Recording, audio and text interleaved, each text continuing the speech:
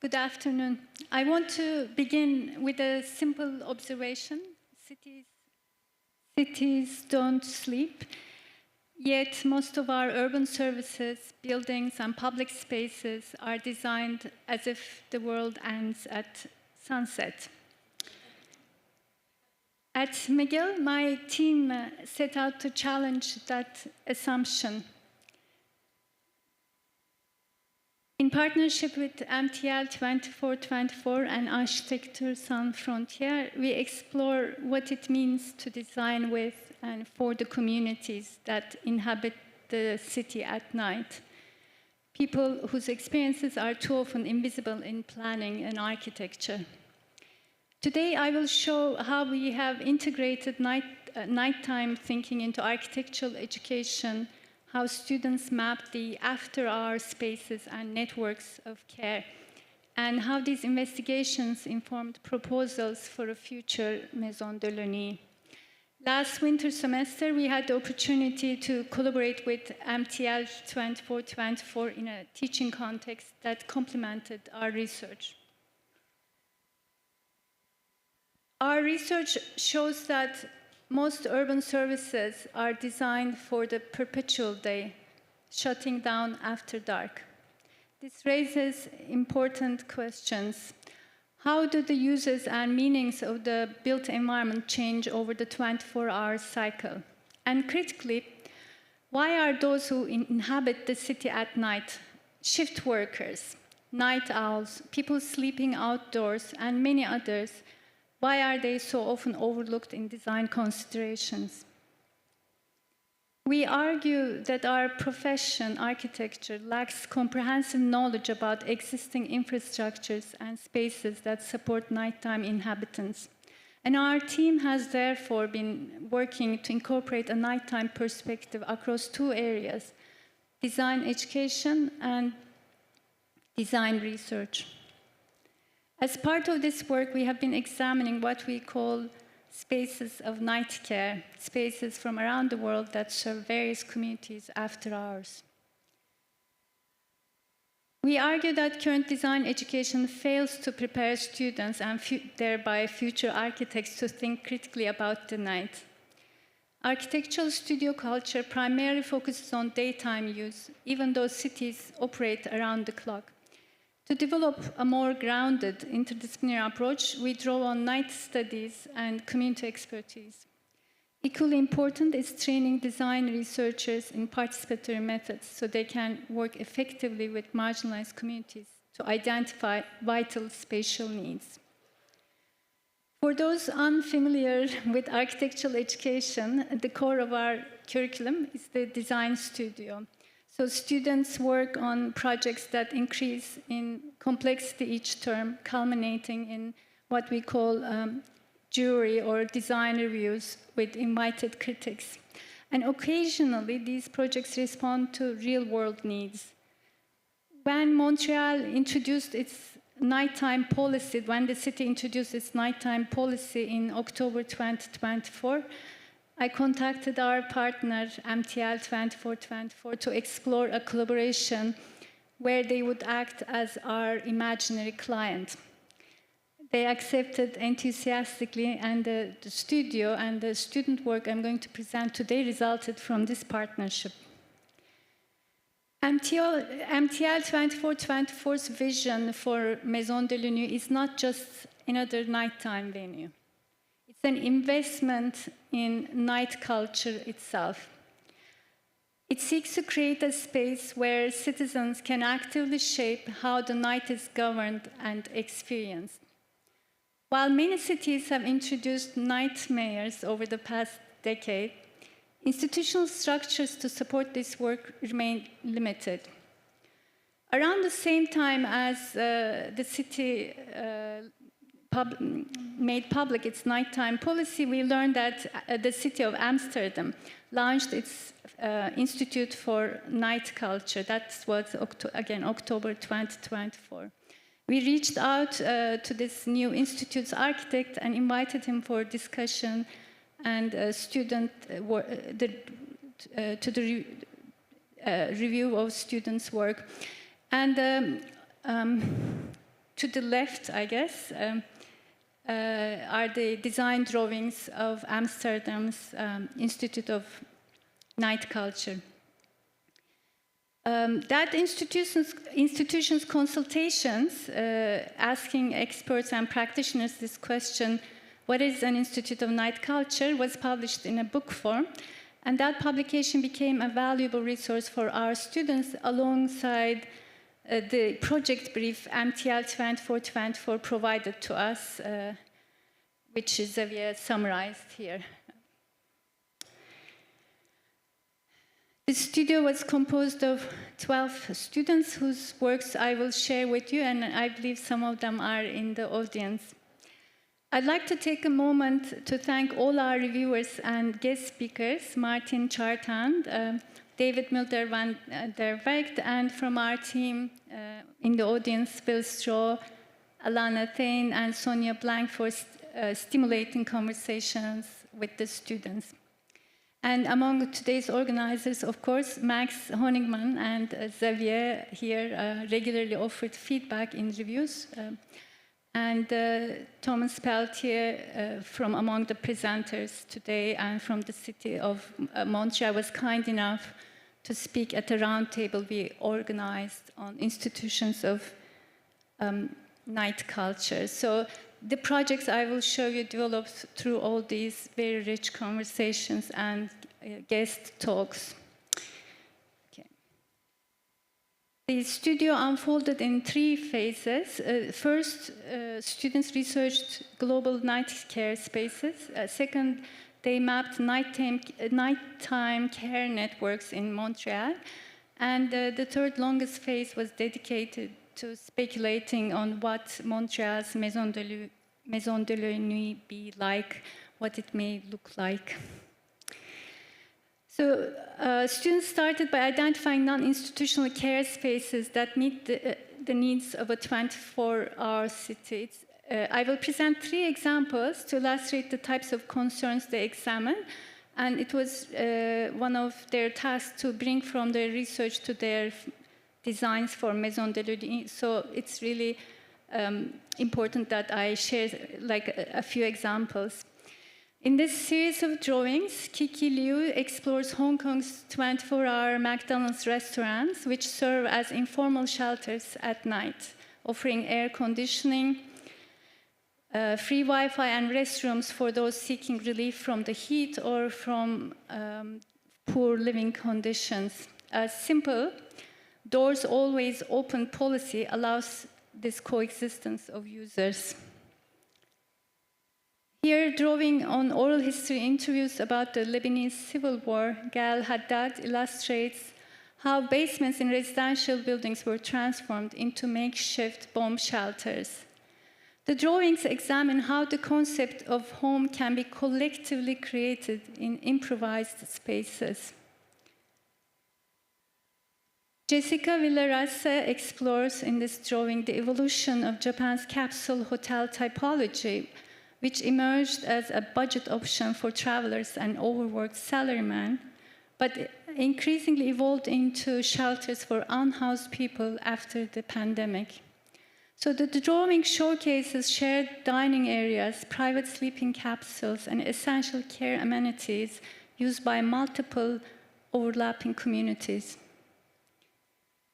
In the second phase of the research, we focused on Montreal's local networks of night care spaces to understand their existence, presence, and challenges. Ishan Anand researched food security during the night. Although many facilities operate 24/7 across the island, night workers have access to only 7 late-night groceries, all located in the city center. So this map playfully visualizes food access as deserts, forests, and rainforests, depending on availability during the day and night. Anastasia Kubasova mapped Montreal's after-hour pulse for queer communities. Her drawing charts queer venues, recurring event series, and pop-up events using building icons for permanent spaces and figures for mobile events, alongside indicators of age groups, frequency, and intensity. Here, Nicolas Santoianni explored nighttime sports, focusing on informal community hockey leagues, known as garage leagues, that these have long provided recreational social nighttime spaces. His map reveals the closure of several neighborhood arenas summarized in his pointed title, Montreal Closing the Door on Garage Leagues. After completing the research phase, we moved on to the design of Maison de la Nuit. Each project had to incorporate one or more program elements from the research phase, such as sports, food security, or queer nightlife, into MTL 2424's overarching vision. MTL, in terms of site, MTL 2424 had suggested two potential sites, one with street fronts to Saint Laurent and Rue Saint-Dominique down the road, and the other one near the Jacques Cartier Bridge.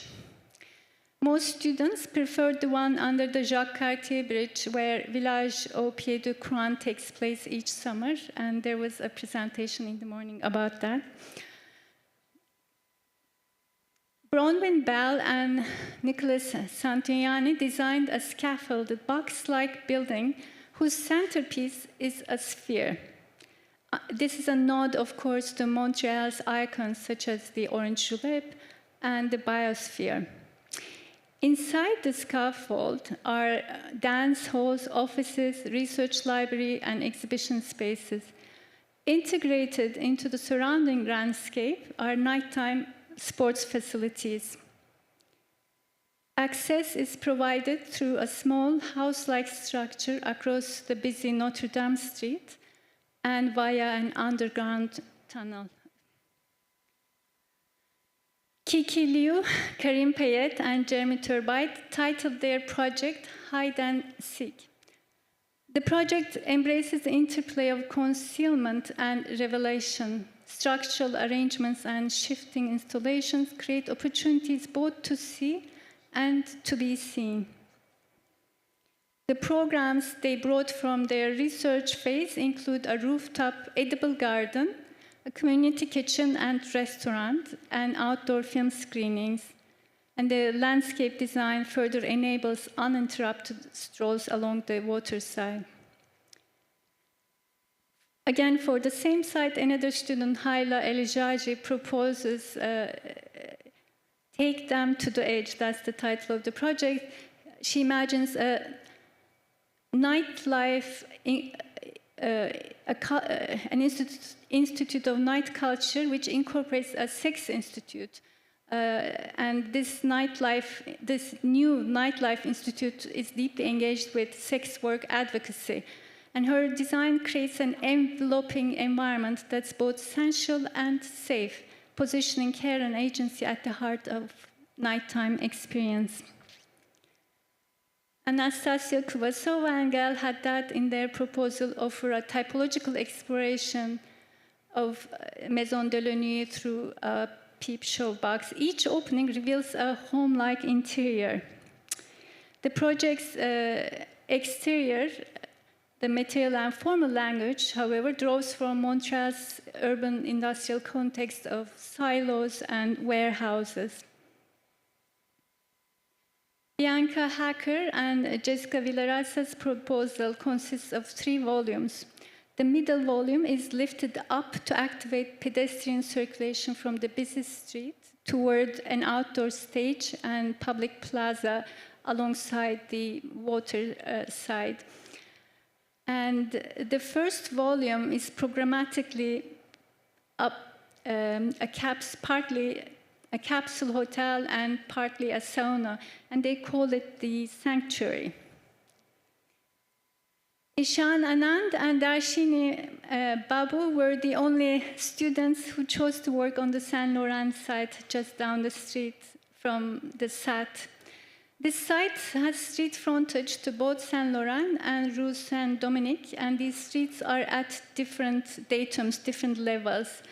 Thus, in responding to the very strict site conditions, the facade gently curves to create an alley and an internal facade. When the venue is in operation, part of the facade lifts up.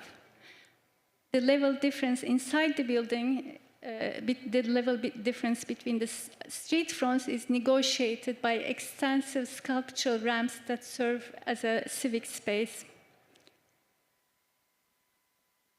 So I wanted to give you a glimpse of the range of projects, range of visions for Maison de la Nuit. What we learned through this work is simple but powerful. When we design for the night, we see the city differently. We see who's excluded. We see where care is happening informally. And we see opportunities, real transformative opportunities for more just and vibrant urban life. The students' visions for Montreal's Maison de la Nuit show that nighttime design can spark new institutional models, amplify marginalized voices, and expand what we imagine is possible after dark. If cities truly run 24/7, then design education must do the same. And embracing the night is not just about nightlife. It's about recognizing the night as a space of social dreaming, civic participation, and new ways of understanding the city. Some of the students are in the audience, and I believe they can take questions about their projects. I believe some of their exploratory digital stories are on display. Is that so? Yep. Yes, great. Please write to us with any questions you may have and visit our website to learn more about the projects. And I want to mention I have a 5-minute film digital story our student research assistants Iris, Sonia, and René produced. If there's time, I'd like to share that with you. It's in French, and it may be more accessible in terms of what we are trying to do with our research. Before playing the video, I want to conclude my presentation by saying it was a pleasure to collaborate with MTL 2424. And I hope, as a group based in the university, we have also made a positive contribution to their vision for Montreal's Maison de la Nuit, and we look forward to it happening. Thank you.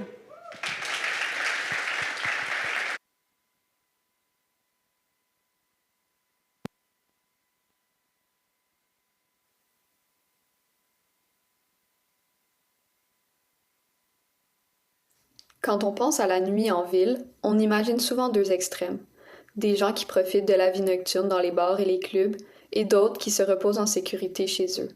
Mais pour beaucoup, la réalité de la nuit est bien différente. Un nombre croissant de personnes sont forcées de dormir dehors, dans les espaces publics, parfois même dans le froid glacial de l'hiver. Pendant ce temps, les travailleurs et travailleuses de nuit font tourner la ville, souvent dans des conditions peu sécuritaires ou isolées. Pour plusieurs personnes queer et trans, les lieux de vie nocturne ne sont pas toujours accueillants. Peu d'espaces sont véritablement inclusifs et sécuritaires pour la communauté LGBTQ+.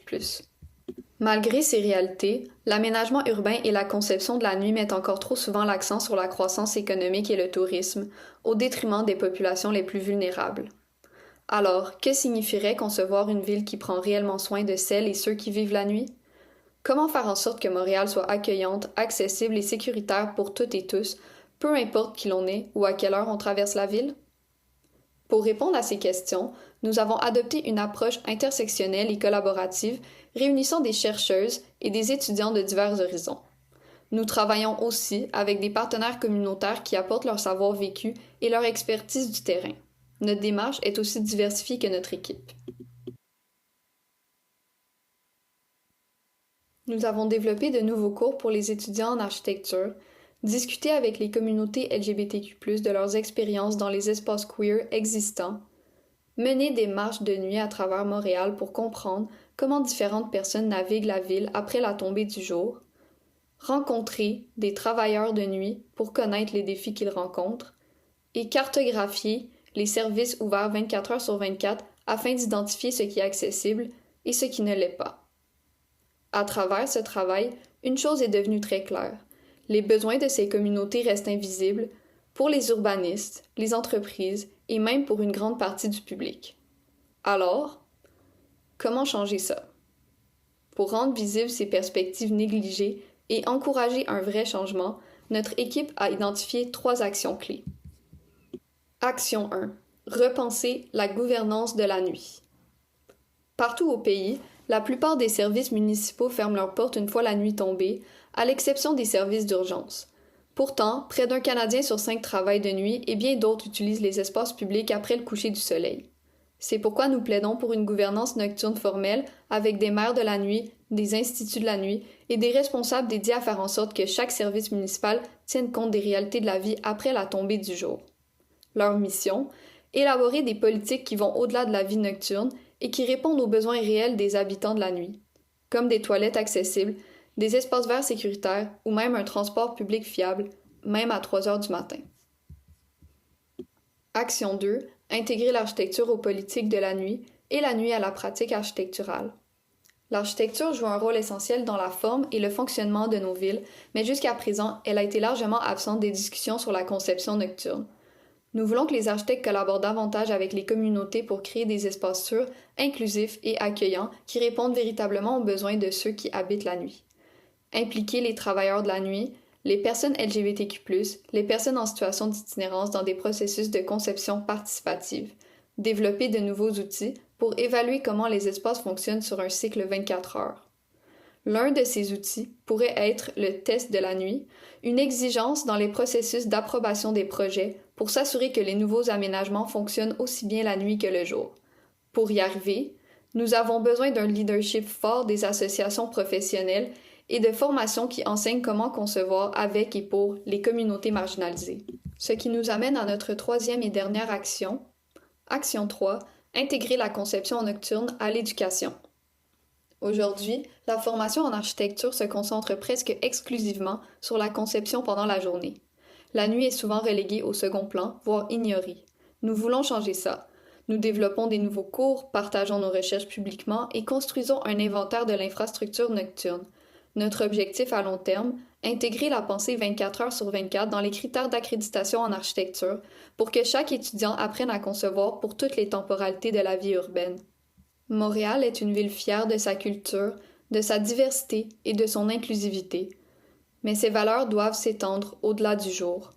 En repensant la nuit à travers le prisme du soin et de l'équité, nous pouvons créer une ville plus juste, plus humaine et véritablement inclusive, 24 heures sur 24.